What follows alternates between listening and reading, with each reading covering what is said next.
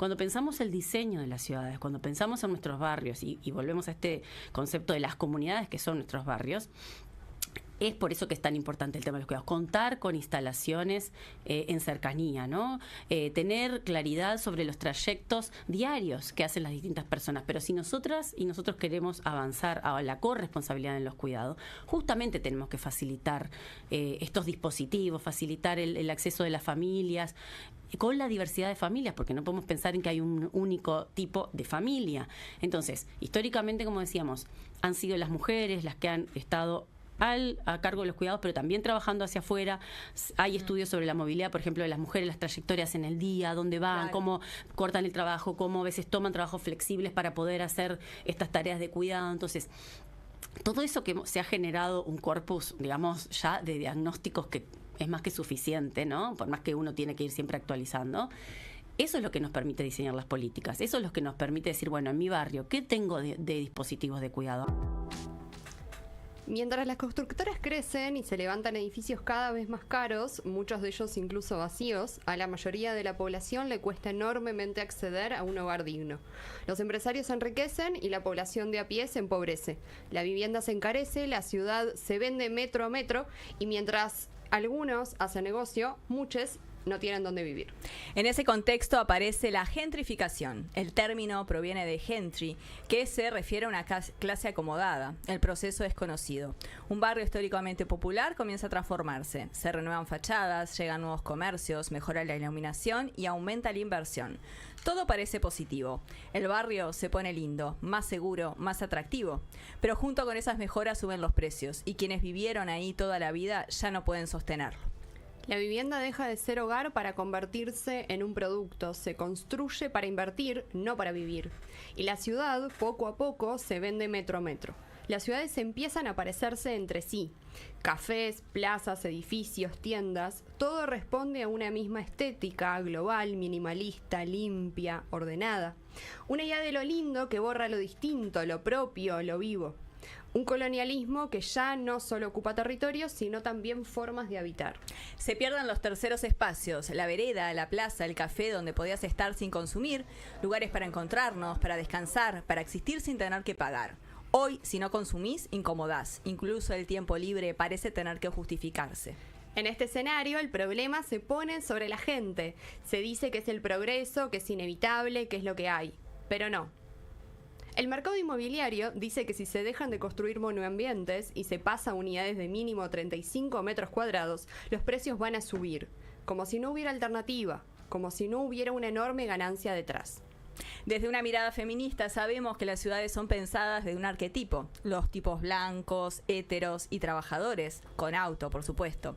Las mujeres y otras identidades sostenemos tareas de cuidado, hacemos más recorridos, dependemos más del espacio público. Para nosotras, una vereda rota o una parada mal iluminada no es un detalle, es una necesidad. Y sin embargo, eso no está en el centro. Porque sí, necesitamos ciudades más seguras, mejor iluminadas, con mejor transporte, pero eso no debería encarecer la vida, no debería expulsar a nadie, y sin embargo pasa. Con la lógica de mercado actual, cada mejora se convierte en una oportunidad de negocio y entonces todo sube, los alquileres, los precios, la vida, e incluso se nos dice que si pedimos más, todo va a encarecer, porque así funcionan las cosas. El problema no es la mejora en sí, sino lo que pasa después, cuando esas mejoras se usan como excusa para subir precios y hacer negocio con la vivienda. Ahí aparece la gentrificación. En otras palabras, no es una ciudad más segura y accesible, sea más cara, sino que sin regulación, estas mejoras terminan beneficiando a inversores y expulsando a quienes ya viven ahí. Y así lo que debería ser un derecho, vivir mejor, termina siendo el motivo por el cual ya no podés vivir ahí.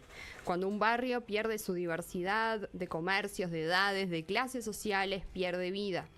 El costo no sube solo, sube porque hay quienes buscan generar riqueza de manera injusta. Por eso necesitamos que se regule. Necesitamos políticas que garanticen el derecho a la vivienda, porque no es una mercancía, es un derecho reconocido, incluso a nivel internacional, porque cuando se vuelve negocio, habitar deja de ser un derecho y pasa a ser un privilegio. La gentrificación no llega con un cartel que diga venimos a desplazar gente, llega de a poco, se instala como un modelo y no es casual, es parte de un sistema donde la ciudad se concibe como un negocio. En ese modelo, quienes más son expulsadas son las mujeres y los sectores populares porque tienen menos margen económico y más carga de cuidados. Bienvenidas, bienvenidos y bienvenides a una nueva temporada de Regenerades. ¡Esa! Hola, Jimena García. Hola, Andrea Camarano, ¿cómo estás? Muy contenta de una nueva temporada acá en este programa tan lindo. Lo que cambiamos hora y día, los segundos martes de cada mes a las 5:30 nos van a encontrar en Uniradio, también en el stream de Uniradio, acá en vivo, así nos podemos encontrar, pero no cambió la esencia del programa, seguimos teniendo los mismos contenidos, fortaleciendo muchas de las propuestas feministas y de derechos humanos que trajimos el año pasado y venimos por más este año. Exacto, queremos consolidar este espacio como un espacio de género y derechos humanos, que venga gente interesante, que se escuchen voces diferentes y bueno, así que estamos construyendo este espacio entre todas, ya después nos nombraremos todas las que estamos en este equipo. Bueno, vamos a contarles qué viene en el programa de hoy. Tenemos un programa muy temático. Ya arrancamos con una editorial que habrán escuchado con el tema de la gentrificación, el acceso a la vivienda, el derecho a la ciudad, desde una mirada feminista, por supuesto. Y ahora en minutos, nada más, que ya está con nosotras, Patricia Soria, la politóloga y alcaldesa del municipio B, nuestra querida columnista, trae también otra mirada, una mirada muy similar a la de la editorial, pero para conocer un poquito más esa perspectiva de género dentro de las ciudades, el derecho a habitar. Y por supuesto, Ivana La Rosa, es una entrevista muy linda que vamos a tener sobre las 6 de la tarde, arquitecta e investigadora de CIEDUR. Vamos a hablar un poquito más sobre el derecho a una vivienda digna. Bien, para arrancar este programa música siempre, con todo, hermoso. Vamos con la música, que después vamos a ir publicando todas las canciones en las redes también. Estamos armando una playlist de este año. Me encanta. Recuerden que en nuestro Instagram está la playlist del año pasado con todas las canciones que recomendamos en cada programa. Ya la pueden escuchar, la pueden dejar mientras están cocinando, limpiando, lo que sea.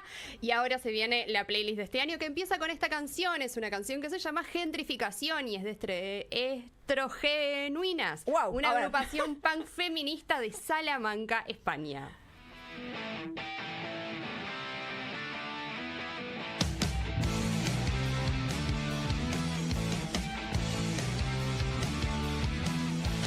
En el bar de enfrente ya no sirven jeta, más que la del regente número 1 en ventas. Al entrar al local una bicicleta, pasta con caviar y queso provoleta. La Yorktown en una cesta, la Yorktown en una cesta, la Yorktown en una cesta, la Yorktown. Gentrificación, ya llega hasta el Corcón. Gentrificación, ya llega hasta el Corcón. Gentrificación, ya llega hasta el Corcón. Gentrificación, ya llega hasta el Corcón.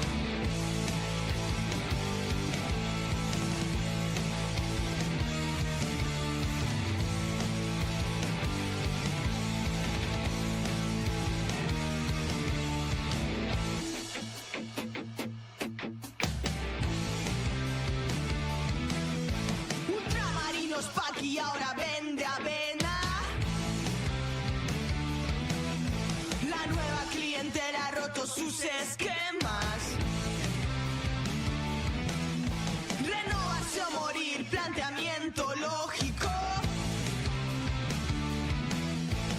Para subsistir todo será ecológico. El Seitan está de oferta, el Seitan está de oferta, el Seitan está de oferta, el Seitan.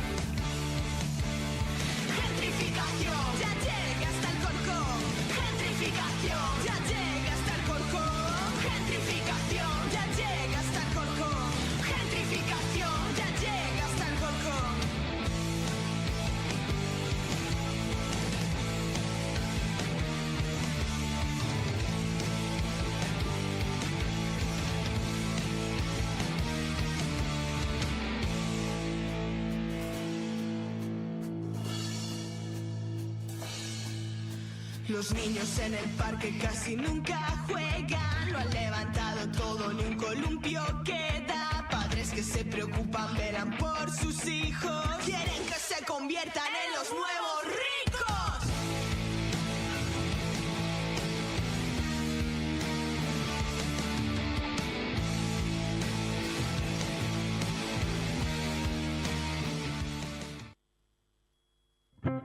Nos metimos en política.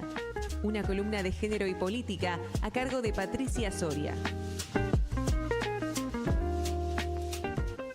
Empezamos a puro punk español y todo tiene que ver con todo, desde la editorial, la canción que escuchábamos y por supuesto esta primera columna, esta primera entrega de Patricia Soria. Bienvenida. Bueno, muchas gracias por esta invitación y felicitaciones por un nuevo ciclo de este programa tan importante, ¿no? Que bueno, nos hace pensar, nos hace preguntarnos cosas, nos hace reflexionar y vaya, será importante en estos tiempos de inmediatez y de tanta rapidez, parar un poco para pensar sobre ciertos temas como, bueno, en el día de hoy, este tema tan importante.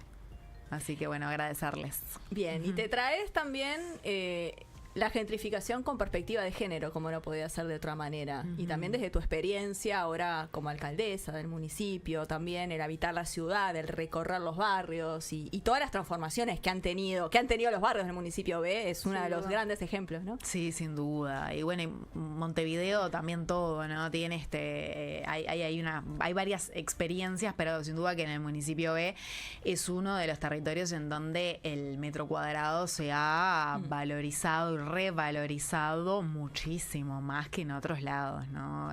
O sea que hay mucho para pensar en este proceso que, bueno, bien se relataba en la editorial y también en la canción que escuchábamos. Hay mucho también para pensar. Interesante también ahí, como siempre decimos, ¿no? Que la cultura es parte del pensamiento crítico. Pero bueno, nada, este proceso por el cual los territorios se revalorizan, en donde hablábamos que, bueno, que obviamente que eso impacta y hay una suba de los alquileres, de los costos de vida, en definitiva, lo que el pan antes podía salir ayer, bueno, hoy ya no sale lo mismo, ¿no? Por poner algo concreto, porque ya no tenés esa panadería de barrio, porque el panadero de barrio ya no puede vivir, porque la persona que se mudó ahora quiere la boutique de pan, ¿no? O la boutique de carne. Entonces, son todos estos procesos que no son ajenos, que seguro que si nos ponemos a pensar, de repente el término no está tan popularizado y es un término que responde mucho más a cuestiones más académicas y del ámbito político, pero si nos ponemos a hilar un poco más fino en la cotidianeidad de nuestra vida, vamos a ver cómo en los territorios vemos estos cambios, ¿no? Cómo deja de desaparecer la panadería, cómo, bueno, ahora buscamos ese bizcocho, ese pan de masa madre, ¿no? Empiezan esa la cuestión. La farmacia, que ahora la mayoría son de cadena, ¿no? Deja de estar esa cosa de la farmacia de barrio que vas y preguntás, che, me pasó tal cosa, ¿no? Me pasó hace poco que entré a una farmacia y era, che, me pasó tal cosa, y me decían, bueno, no, al fondo, ¿no? Porque, claro, todo el principio es venta de otras cosas, ¿no? Claro. Te venden gaseosas, agua, de todo. café. Okay, lo que es interesante es que todas estas transformaciones no es que se gestan solas ni que hay una mano invisible que va transformando las ciudades, los barrios, los territorios, sino que obviamente detrás lo que hay son decisiones políticas que apuntan a determinadas transformaciones. Y el tema es cómo también se gestan esas decisiones políticas, cómo son esos procesos, si son participativos o no, si responden a determinados intereses, que siempre que hay una decisión política hay, por supuesto, que intereses, y algunos son los que ganan y otros son los que pierden en este proceso. Entonces, cuando hablamos también del derecho a la ciudad, no solamente hablamos del derecho de habitar los territorios, los barrios, sino que también hablamos de ese derecho de ser parte del proceso de la toma de decisión con participación, involucramiento, y que no sea testimonial, que no sea una participación decorativa, sino que sea una participación que tenga una incidencia. Esto no significa claramente de que cuando se hace una mesa de diálogo y se involucran actores va a ser absolutamente vinculante lo que se plantee, claro, ¿no? Porque tampoco vamos a inventarnos un mundo de frutillita que no existe, ¿no? Por supuesto que después los decisores políticos tienen que hacer síntesis de alguna manera de todos esos encuentros en donde hay muchas veces intereses intereses contrapuestos. Y esa es la tarea difícil de quienes ejecutamos decisiones políticas, ¿no? Pero sí es interesante y sí hace la diferencia cuando se va a tomar una decisión política, qué es lo que pasó antes. Si hubo participación o no, evidentemente que hay un diferencial y eso tiene que ver con este concepto del derecho a la ciudad y que muchas veces lleva o no a que exista un proceso gentrificador o no. Claro. Vemos, por ejemplo, en Ciudad Vieja, que es un caso bien interesante de un territorio hermoso, privilegiado, porque es el casco histórico de la ciudad, y cómo una decisión política de generar cooperativas de vivienda, por ejemplo, ¿no? que es lo que ha inyectado población en los últimos años en la Ciudad Vieja, un territorio que se ha ido deshabitando, despoblando, cómo esa decisión que es política, ¿qué genera? Bueno, genera un territorio policlasista, ¿no? Genera que la Ciudad Vieja sea un espacio en donde puedan convivir cooperativistas que construyeron su propia casa desde cero con el sistema de ayuda mutua y también con la persona que tiene los medios para hacer el reciclaje, con el inversor que monta una inversión de un porte amplio, importante, con la persona migrante recién llegada al país que vive en la pensión. Entonces, eso genera de la Ciudad Vieja un territorio bien particular, ¿no? Que si no hubiera estado de repente esa decisión política de facilitar de parte de la cartera de tierras de la Intendencia esa tierra pública para vivienda, bueno, quizás la historia sería otra. Claro, ¿no? Entonces, es bien importante el componente de la decisión política y de cómo se gestan estas decisiones para los territorios. Y en todo esto, lógicamente, la perspectiva de género tiene un lugar importante, porque no estamos hablando de otra cosa que de relaciones de poder, ¿no? Estamos hablando de una disputa política por el suelo y estamos hablando de una disputa política de cómo se habitan los espacios y en nosotras recaen un montón de cuestiones. Por tanto, los procesos gentrificadores no van a afectar de la misma manera a situaciones que están en mayor situación de vulnerabilidad o que pueden estar expuestas a mayor situación de vulnerabilidad, como somos las mujeres, como son las personas racializadas, las personas migrantes también, porque llegan muchas veces con una mano atrás y otra adelante, sin obviamente la información adecuada para poder tomar decisiones también, y la población LGTBIQ+ también. Entonces, esto afecta muchísimo a las mujeres en particular y es en lo que me quería centrar, porque en los territorios también se gestan tejido y redes de cuidado que son fundamentales. Entonces, el día de mañana sube el alquiler y esa mujer que además es jefa de hogar seguramente tiene que moverse de territorio, va a perder toda su red de contención, va a perder la institución educativa, la policlínica de referencia, la vecina con la que también ella podía dejar los chiquilines porque se acompañaba con los otros gurises mientras ella iba a trabajar. Entonces, evidentemente que todo esto genera una afectación mayor en las mujeres. Y el otro punto también interesante es la dimensión cultural y racial, ¿no? Me interesaba traer, así como está el caso de Ciudad Vieja, con esta inyección de las cooperativas de vivienda. ¿Qué es lo que sucede con cómo la gentrificación también borra de alguna manera las identidades, la cultura, y lo que es, ahora que tanto está en boga el tema del patrimonio, más desde un punto de vista material, bueno, ¿qué pasa con el patrimonio inmaterial? ¿Qué pasa con esa cuestión de la identidad de los barrios y la historia?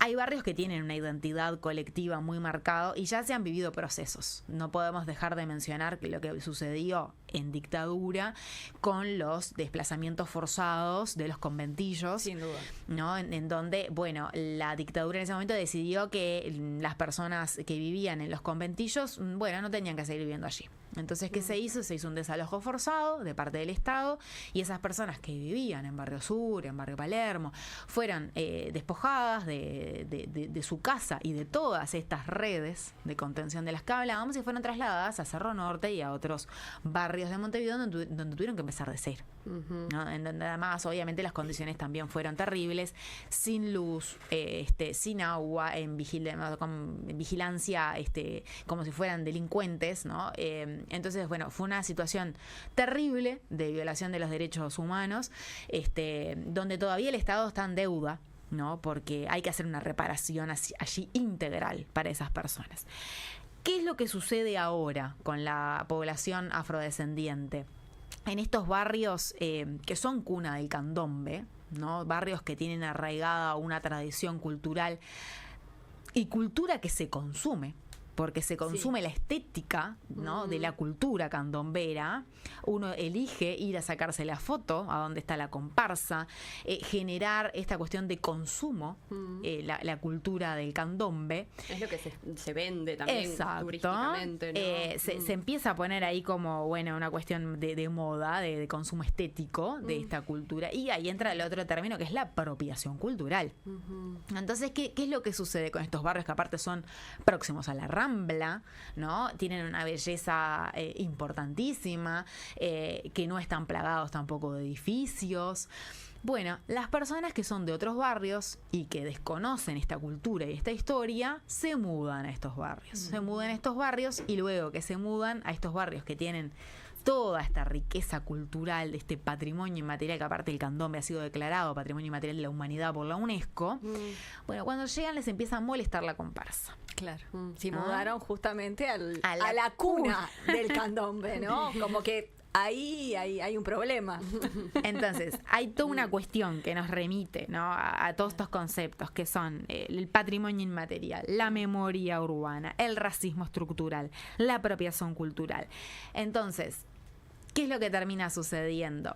Me encanta todo esto para consumirlo. Hay un consumo de la estética del barrio, Claro. pero se rechaza en definitiva la historia viva, ¿no? Que mantiene ese barrio en esas condiciones. Sí, la esencia del barrio, claramente. Exacto. Entonces, nos llegan todo el tiempo reclamos que tienen que ver con que, me podés sacar la comparsa porque me molesta, porque es un ruido molesto. Y no, la comparsa no es un ruido molesto, la comparsa es parte de nuestra cultura. Claro. Distinto es, y a ver, acá por supuesto voy a quebrar una lanza por el término que no puede faltar en esta comparsa, sino que es la convivencia. La convivencia, claro. Si ¿no? es un martes de noche a la 1 de la mañana. Obviamente que hay pactos para hacer, Sí, ¿no? Para Sin preservar la cultura viva y el patrimonio inmaterial, pero también preservar el descanso de vecinas y vecinos que además muchas veces son los históricos también del barrio, claro. que, ¿no? Entonces, ni caló ni con 2 pelucas, ¿no? En esto obviamente que hay una cuestión básica de no dejar residuos una vez que pasa la comparsa, no usar la puerta del vecino de baño, Claro. ¿no? Sí, cuidarnos entre todos Claro. también, ¿no? Una convivencia Sí. sana para que se pueda mantener esa armonía. Claro, si pactamos un horario de que pasa la comparsa, después no nos quedemos 3 en la plaza. Claro. O sea, hay estas cuestiones que obviamente hago este paréntesis porque se puede también entender mal lo que estoy planteando. Se entiende clarísimo. Pero no, la idea es que, bueno, no es que nos mudamos y ahora queremos transformar Palermo Soho. No sé si han escuchado. Sí, Hay muchísimas ahora, ¿no? veces.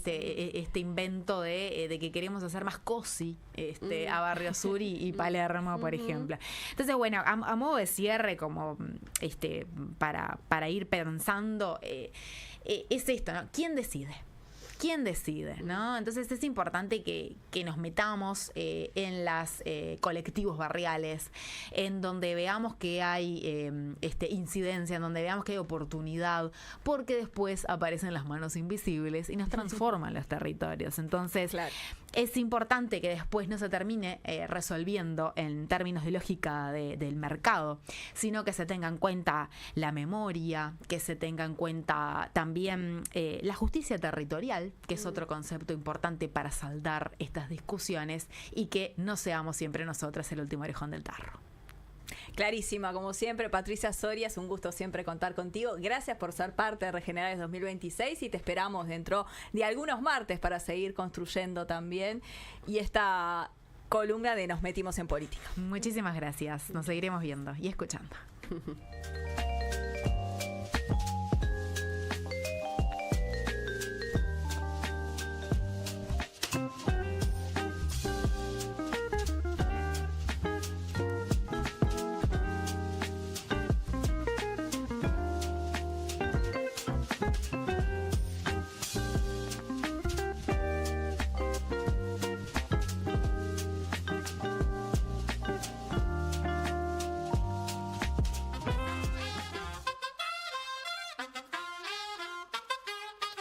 Tú nos dices que debemos sentarnos, pero las ideas solo pueden levantarnos, caminar, correr, no rendirse ni retroceder, ver, aprender como esponja, absorber. Nadie sobre todos, faltan todos, suman todos para todos, todo para nosotros. Soñamos en grande que se caiga el imperio, lo gritamos algo, no queda más remedio.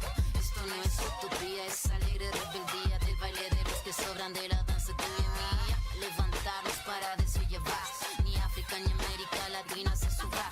Con barro, con casco, con lápiz a patear el fiasco, provocar un social terremoto en este charco.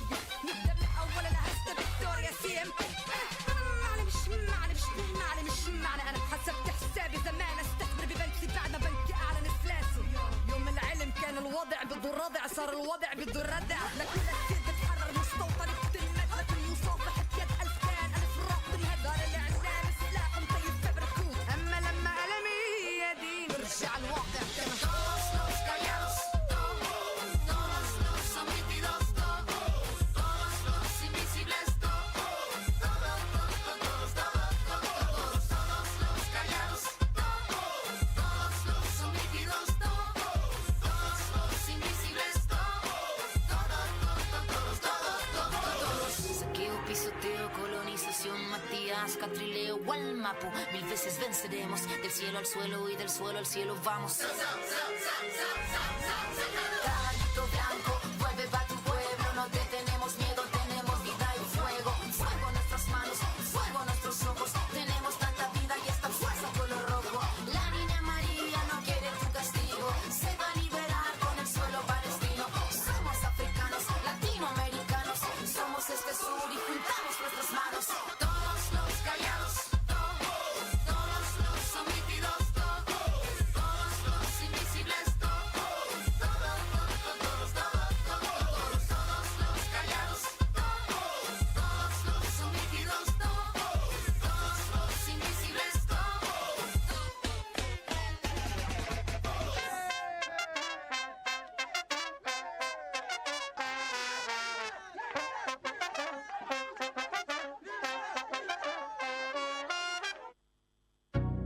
Seguinos en Instagram, @Regenerades, y también en nuestro canal de YouTube Regenerades.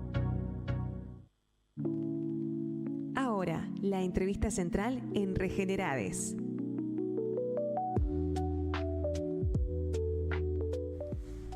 Bueno, recién escuchábamos la canción Somos Sur de Ana Tijoux, artista chilena, muy conocida, y me quedaba resonando un poco esto, me hizo acordar mucho al primer programa del año pasado, de la temporada cuando arrancamos en Uniradio, la columna recién de Pato Soria, me hacía acordar mucho porque entrevistamos, también haciendo un gancho para que la gente vaya a ver ese programa, que está todo disponible en nuestro Instagram, en nuestro YouTube, pueden entrar al primer programa del año pasado, que entrevistamos a Mujeres con Historia, y todo su proyecto de cooperativa de vivienda, colectiva y todo lo que están construyendo construyendo y cómo eso impacta también en que se generen otras iniciativas similares también en nuestro país. Así que bueno, hacemos ese engancho y ahora recibimos a Ivana La Rosa. Totalmente, porque bueno, seguimos hablando en este tema que nos atraviesa la vida claramente y vamos ahora a hablar un poco más específico sobre el acceso a la vivienda digna, ¿no? Y cómo la transformación de los barrios impacta de forma diferente según el género,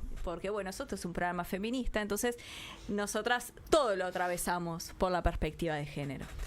Bueno, nos acompaña Ivana La Rosa, arquitecta, investigadora del área Desarrollo y Ambiente y del área Desarrollo y Género, y a su vez coordinadora del eje Hábitat y Derechos del Centro Interdisciplinario de Estudios sobre el Desarrollo, CIEDUR. Así es, Ivana trabaja en temas de vivienda, hábitat, ciudad, desde una perspectiva de género y derechos humanos. Representa a CIEDUR también en el espacio Vivienda en Diálogo, que ya vamos a conocer un poco más de qué se trata, porque reúne a la Universidad de la República y organizaciones sociales para pensar políticas públicas de vivienda más justas. Así que, Ivana, bienvenida a Regeneradas. Bueno, muchísimas gracias por la invitación para conversar estos temas que tanto nos apasionan.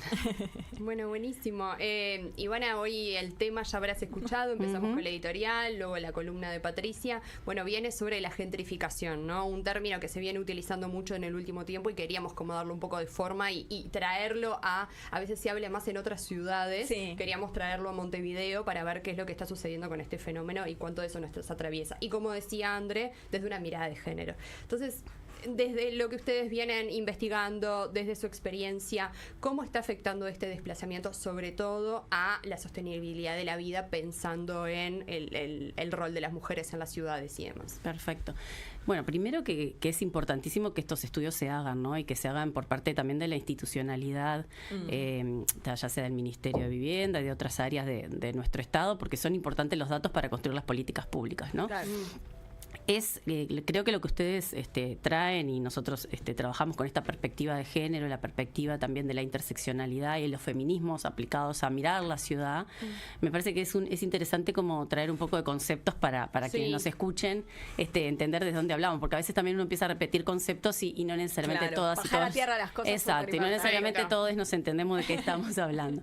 Entonces, por un lado, la gentrificación o gentrificación, que es un fenómeno que es de expulsión generalmente de habitantes históricos de los barrios, que generalmente están en los barrios por periodos largos y cuando los barrios a veces están deprimidos, pero vienen impulsos de regeneración, de revitalización o de inversiones en los barrios, que los vuelven, obviamente el acceso al suelo se vuelve más codiciado, se vuelve la ciudad desde un punto de vista más mercantilizada y entonces empiezan a acceder otros sectores con mayores ingresos, con mayores capacidades, que muchas veces se dan estos desplazamientos de la población anterior que históricamente daba forma a esos barrios. Yo escuchaba anteriormente a Patricia lo que hablaba, claro, muchas veces esos barrios, el atractivo, el alma de esos barrios, lo que lo hace ser un barrio son sus comunidades, ¿no? Claro. Eso pasa en todos los barrios.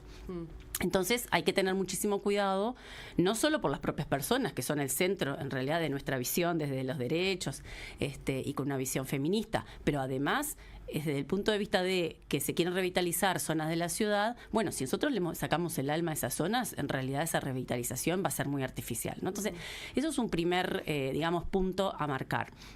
Por otro lado, ustedes, cuando conversamos previamente de la invitación para acompañarlas, nosotros conversábamos, ¿qué tiene que ver, ¿no?, con esto del derecho a la vivienda, el acceso a la vivienda adecuada o la vivienda digna y el derecho a la ciudad? Porque esto está relacionado, ¿no? Las viviendas, el derecho a la vivienda no es 4 paredes y un techo, no es el objeto vivienda, sino es la vivienda inserta en un territorio, que ese territorio tiene determinados atributos, me conecta a mí con una comunidad, me conecta con una ciudad más amplia, me permite el acceso al trabajo, al estudio, a oportunidades, a oportunidades también culturales, al espacio público donde yo me relaciono con mis vecinas y vecinos. Entonces, es todo un continuo que parte desde la casa, ¿no? Y acá también un concepto que me parece interesante en esto de ir colocándolos es desde las visiones de los feminismos y desde la visión de género, es este continuo casa, barrios, ciudad, territorios, ¿no? Porque todo empieza también en el espacio privado, donde estos conceptos de la jerarquización o las diferenciaciones de género y las visiones de género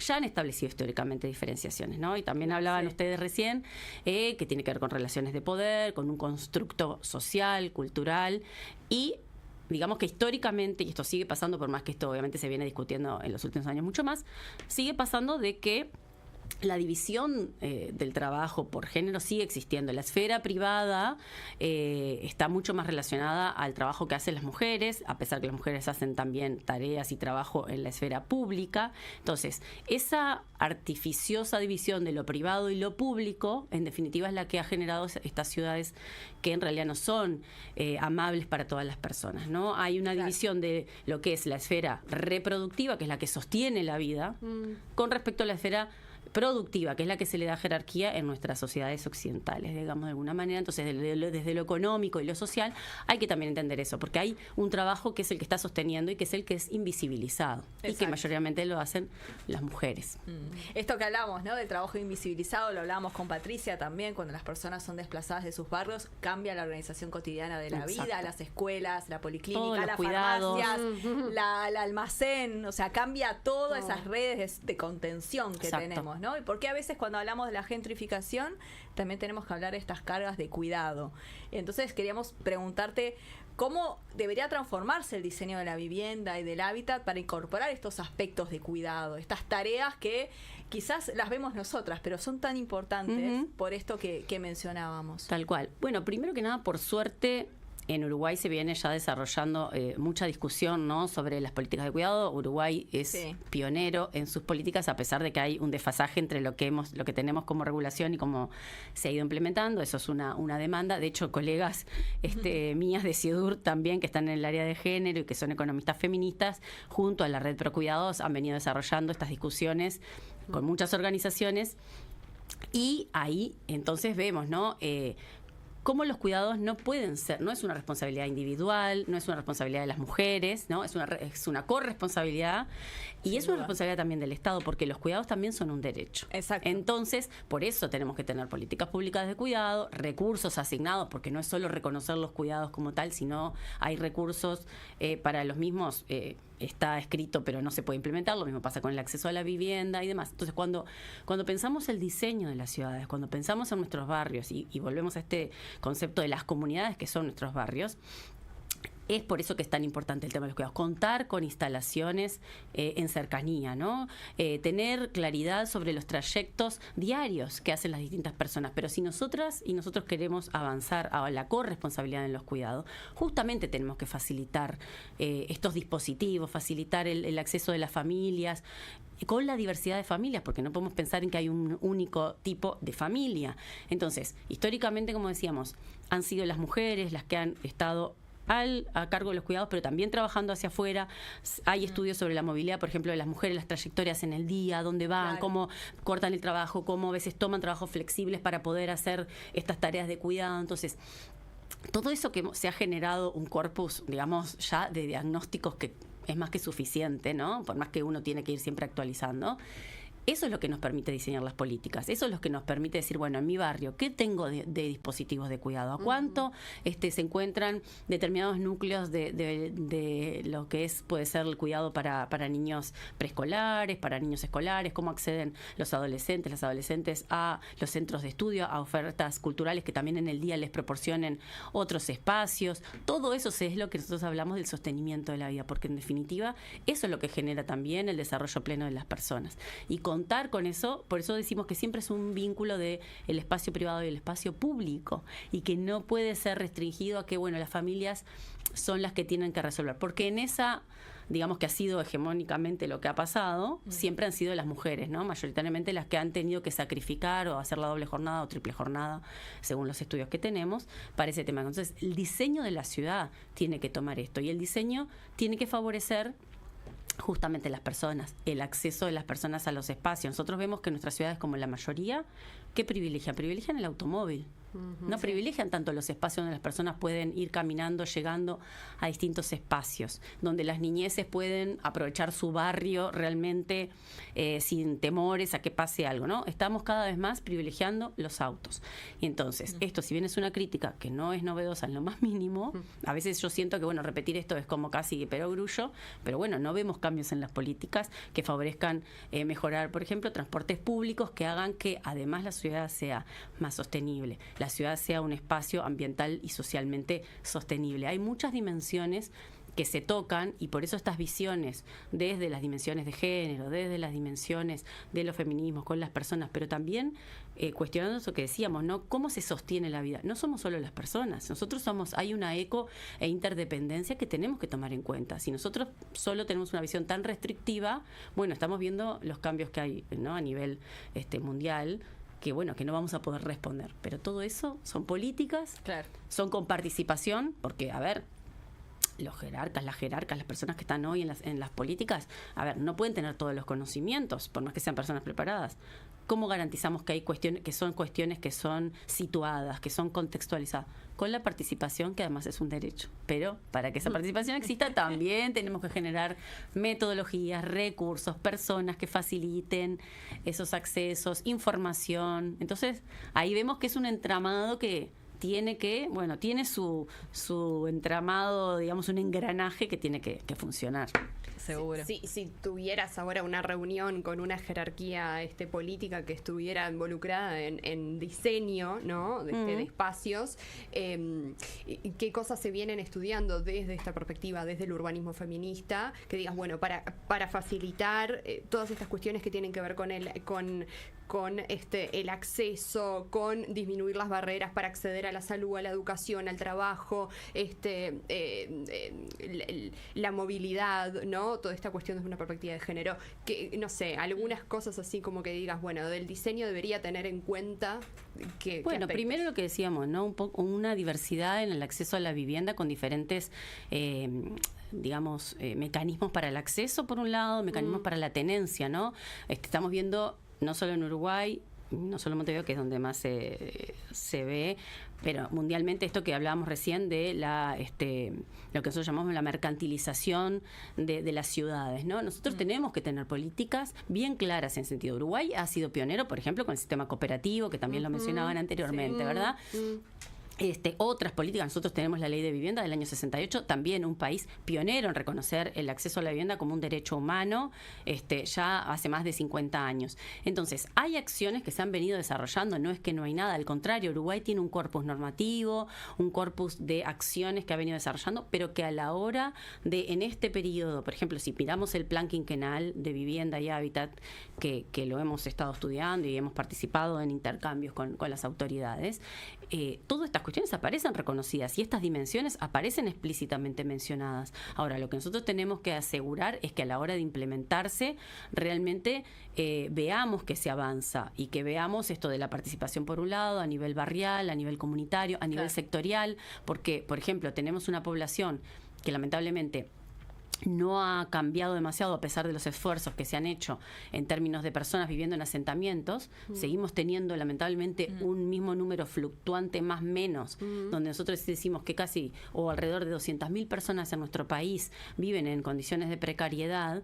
Y bueno, obviamente se ha trabajado muchísimo para trabajar sobre asentamientos, para relocalizar, para mejorar las condiciones, pero se siguen formando otros. Entonces, necesitamos que estas personas, que muchas tienen la capacidad y están organizadas, también sean partícipes directas en los distintos programas, ¿no? Hay iniciativas, nosotros nos decimos que no, pero esto tiene que expandirse. Y después, con respecto a las ciudades, lo que te decía antes, ¿no? Creo que deben haber diferentes incentivos para responder con el diseño de las viviendas a los diferentes grupos familiares o arreglos familiares que por supuesto ya no son la familia nuclear tradicional. Sí la hay, por supuesto, y está todo bien, pero hay otros arreglos que tienen que ser también capaces de funcionar en una ciudad diversa y que los barrios y cuenten con todos estos servicios que decíamos, ¿no? El urbanismo feminista habla mucho de las ciudades cercanías, esto de que en un radio de unos 15 minutos caminando deberías encontrar al menos lo básico de ofertas culturales, de trabajo, de educación, de esparcimiento. Otros ejemplos son justamente que tienen que ver con porque todo esto del derecho a la ciudad al fin y al cabo es la gestión democrática de los territorios. Nosotros como sociedad le damos atributos al territorio, con nuestro trabajo, con los impuestos, con un montón de cosas. Y esos atributos son una construcción colectiva que todas y todos tendremos que poder disfrutar. Entonces, hay ejemplos, creo, que son iniciativas de la sociedad civil que podemos citar, ¿no? De recuperación de estos espacios. Vemos lo que pasó con el dique Mauá, con la Plaza 1 de Ciudad Vieja, con demandas sociales, decir, bueno, Sí. necesitamos estos espacios. No todo es para sacar una ganancia del suelo, porque la ganancia sí es generar esa cultura, esos lugares de encuentro, ¿no? Son en otros términos, Claro. no como una mercantilización. Entonces, en ese sentido, yo diría que son las líneas. El plan quinquenal, insisto, en que tiene muchísimas de estas cosas incluidas. Nosotros lo que queremos también es ver cómo esto se empieza a implementar, y para ello hay dos dimensiones que justamente con los compañeros y compañeras de la Vivienda en Diálogo veníamos conversando, ¿no? Porque estamos en proceso de decir, bueno, cómo se monitorea Claro. el plan de vivienda. Entonces, uno son los términos en, bueno, cómo la participación es un indicador también de esa implementación del plan. Entonces queremos ver cómo eso avanza para espacios realmente donde hayan diversas participaciones, y por otro lado también la generación de datos. Hay datos que claro que como sociedad civil podemos investigar, podemos recopilar, pero en realidad el Estado tiene una obligación de transparencia activa y generar datos y de rendir cuentas de cómo viene de acuerdo a los lineamientos que trazó ejecutándolos, ¿no? Entonces también eso es bien importante para una interlocución con la sociedad civil y con los habitantes en general, Sin no duda. solo con organizaciones. Sí, mencionabas esto de la participación y mencionaste la Vivienda en Diálogo, el espacio, que sería bueno Sí. que la gente conociera Bien. todo este trabajo Y ese precioso sí, que sí. están haciendo en articulación para promover unas políticas públicas y que realmente ¿Cómo el no? acceso a la vivienda sea más digno. Pero también preguntarte, además de que nos cuentes de qué se trata este espacio, esta propuesta que tienen del plan quinquenal para que el Estado vuelva a ser motor de la política habitacional. ¿Qué es lo que ustedes proponen? ¿Cuáles son estas propuestas que lanzaron? A ver, por un lado la Vivienda en Diálogo es un colectivo que se forma a partir por agosto del 2024, a partir de proyectos de la universidad, un equipo universitario que tiene que ver con la extensión, con el vínculo con la sociedad civil, con los colectivos sociales, y es un espacio que, si bien la universidad juega un rol de articulador, de habilitador, un poco tenemos un grupo ahí que dinamizamos, es un espacio horizontal, organizado con la participación de varias organizaciones de sociedad civil, desde las cooperativas, FUCBAM, FECOBI, obviamente gremios, sindicatos, organizaciones como CIEDUR, Sí.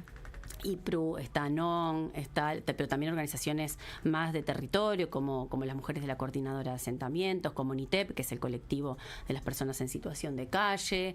Entonces, tenemos una gran diversidad de organizaciones y de colectivos, y ya les digo, servicios de la universidad, ¿no? Están distintas FADU, Facultad de Ciencias Sociales, Economía, otras, que confluimos en un espacio que nos estamos reuniendo desde 2024. Primero fue para contribuir justamente a este plan quinquenal. El plan quinquenal es el plan del Estado, el plan que construye el gobierno como política pública sobre vivienda y hábitat. Nosotros en nuestra ley de vivienda tenemos también la comisión asesora de vivienda que se sugiere que sea convocada cada vez que el plan quinquenal tiene que realizarse.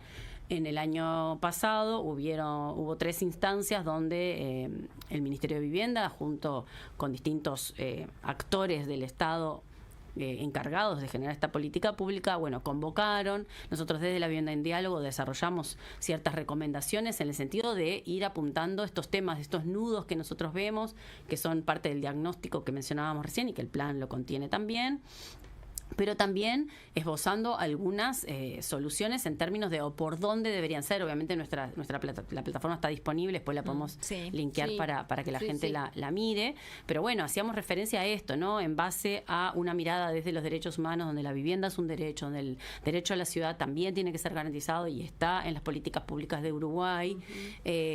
¿Cómo se transita hacia eso, no? ¿Cómo garantizamos, por ejemplo, un acceso al suelo justo? Porque el suelo servido, si nosotros solo lo pensamos de un punto de vista mercantil, obviamente que hay sectores de la población que no van a acceder, pero ahí es donde entran las políticas públicas, ¿no? Con una planificación que nosotros decimos tiene que garantizar, que responde para que no haya segregación, que hoy sí existe, donde tenés mezcla de propuestas, que es lo que decíamos hoy, no es solo acceder a la vivienda en propiedad, porque cuando uno habla del derecho a la vivienda, lo que dice el derecho como definición es seguridad en la tenencia. ¿Qué significa? que tenés un mecanismo legal por el cual tú no vas a ser removido arbitrariamente de tu vivienda. Puede ser que tu vivienda sea en alquiler, puede ser que tu vivienda sea con derechos posesorios, puede ser que seas propietario o propietaria. O sea, hay distintas modalidades. Entonces, eso nosotros también hemos conversado sobre ese tema. Temas que tienen que ver con la situación de calle, temas que tienen que ver con la criminalización de las personas que están en esta situación. No pueden ser, las respuestas no pueden ser criminalizando por ejemplo, ocupación de los espacios públicos, porque en realidad, primero y principal, hay un derecho que no está siendo garantizado y las personas como sujetas de derecho tienen que participar también en este proceso. Por eso era lo que yo les comentaba, en este espacio que es diverso, tenemos estos colectivos y justamente el espacio nos permite escuchar los saberes de los distintos grupos y colectivos. Entonces, las personas, de acuerdo a también lo que ellos van siguiendo como agenda, lo traemos a un espacio para conversar, más allá de que cada organización tiene lo que sigue. La vivienda en diálogo se ha convertido de alguna manera en un buen espacio interlocutor para poder llegar a las autoridades, y por eso nosotros ahora estamos insistiendo con esto de que, bueno, una vez que el plan se trazó y participamos en estas instancias que yo les mencionaba el año pasado, con otros colectivos muchísimos que dieron insumos, ahora nos toca también, y eso es lo que estamos un poco demandando o sugiriendo al Ministerio y a los distintos actores, es tener instancias de participación y de conversación, porque tampoco es lógico que una política se trace al comienzo de un periodo y luego la evaluemos 5 años cuando terminó. Claro, no tiene sentido. O sea, porque tenemos que ir evaluando, incluso para la mejor ejecución de la política, lo mejor es que las personas estén participando, porque se pueden calibrar cosas que no estén saliendo o dar una mejor opción de respuestas a una idea que es estratégica, pero cuando la tenés que implementar, ¿verdad? Uno tiene que encontrar la vuelta operativa. Entonces, esa dimensión de la participación tanto para las organizaciones que estamos en el espacio individualmente, pero para el espacio en sí, la vivienda en diálogo, es algo que hemos venido como promocionando, diría yo, con más énfasis. Ivana, nos vuela el tiempo y tenemos que ir cerrando, pero me quedo como con algunas reflexiones de lo que decías, qué importante. Hablábamos un poco previamente a la entrevista y a elegir esta temática, que sentíamos que el tema de la vivienda está poniéndose más en agenda que quizás en otros momentos, quizás por algunas discusiones y demás, pero está poniéndose en agenda. Claramente eso tiene que ver con actores sociales, actores políticos que están tomando esa decisión. Y esto de vivienda, qué importante es poner la vivienda en diálogo, ¿no? Y hacer esto que están construyendo, y bueno, y ojalá esta ausencia del Estado que genera toda esta aparición del mercado, ¿no? El desamparo y demás, y que termina siendo cubierta, como en muchos otros casos, por la organización colectiva, por la organización de la academia, de los diferentes actores de sociedad civil y demás, bueno, pueda como vos decís, articularse, ¿no? Para ir haciendo un camino en estos años, ya 4 años que quedan, porque corre el tiempo, en estos años, de una manera conjunta, e ir covaluando también para destinar mucho mejor los recursos. Sí. Así que creo que ahí hay cosas muy interesantes de lo que estuviste comentando. Vamos a subir alguno de esos contenidos luego a las redes. Te quiero agregar 2 cosas que pueden ser interesantes para que la gente lo siga. Sí. Y en esto que decimos que Uruguay tiene muchos avances, no es que no se ha hecho nada, ¿no? Incluso normativamente. Nosotros ahora en el Parlamento hay 2 iniciativas muy importantes. Una que tiene que ver con mejorar la posible gestión de los inmuebles que tienen deuda, que ha sido, bueno, el obstáculo, porque tenemos, como la gente sabrá, quien sigue estos temas, ya una ley para gestionar los inmuebles que están en desuso y en deterioro, que es parte de la gestión de la ciudad y que es parte de un derecho, porque la ley de ordenamiento nuestro dice que las personas propietarias tienen derechos, pero tienen deberes. Cuando hay un abandono de eso, la ciudad tiene que accionar. Entonces, por un lado, que eso quizás esta semana se trate en Parlamento para que finalmente pueda salir esta legislación que digamos, operativice mejor cómo se gestionan esas deudas, garantistas de todo tipo. O sea, nadie va a quitarle nada a nadie sin garantías. Es una cuestión de hacer operativa esa ley que ya tenemos del 2019. Y por otro, hay una iniciativa para que esté en la normativa nacional el derecho a la ciudad, que ya está en la agenda urbana que Uruguay adoptó y que a nivel internacional Uruguay hace parte de espacios pero hay una iniciativa que está siendo promovida por varios senadores, entre ellos González, histórico anterior del cooperativismo, por Andrade, por otras legisladoras. Bien. Y es muy útil porque se basa en el derecho a la ciudad, que globalmente se viene promocionando. Entonces hay temas para seguir teniendo herramientas y bueno, la participación en eso es clave. Sin duda que sí. Muchísimas gracias, Ivana La Rosa, por estos minutos. Realmente daba para seguir conversando muchísimo más, pero no va a faltar la oportunidad y por supuesto que vamos a seguir con la entrevista y con los contenidos de Vivienda en Diálogo también. Exacto, vamos a estar compartiendo en las redes para que se enteren de esta iniciativa, puedan ver los videos, la plataforma y demás. Muchísimas gracias.